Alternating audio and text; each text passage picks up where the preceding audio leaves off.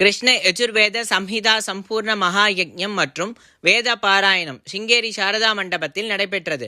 ஏராளமான ஆஸ்திக அன்பர்கள் கலந்து கொண்டனர். சர்வேஸ்வரனின் மூச்சுக்காற்றாக விளங்கும் வேதத்தில் சொல்லப்பட்ட கர்மாக்களை அனைவரும் அவசியம் கடைபிடிக்க வேண்டும் என்ற கீதையில் கிருஷ்ண பரமாத்மா உபதேசிக்கின்றார்.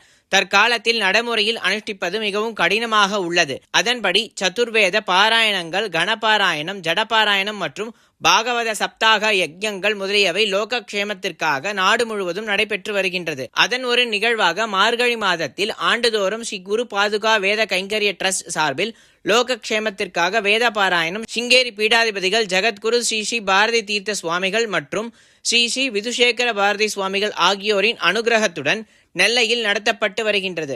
இந்த ஆண்டிற்கான கிருஷ்ண யஜுர்வேத சம்ஹிதா சம்பூர்ண மகா யஜ்ஞம் மற்றும் வேத பாராயணம் கடந்த 17ஆம் தேதி துவங்கி திருநெல்வேலி ஜங்ஷன் சிங்கேரி சாரதா மண்டபத்தில் 9 நாட்கள் நடைபெறுகின்றன. காலையில் கிருஷ்ண யஜுர்வேத சம்ஹிதா சம்பூர்ண மகா யஜ்ஞம் புதுக்கோட்டை புவனேஸ்வரி மடத்தில் இருந்து வந்திருந்த சமிதானந்த சுவாமிகள், நித்யா திருப்பானந்த சுவாமிகள் யாகத்தை துவங்கி வைக்க நடைபெற்றது.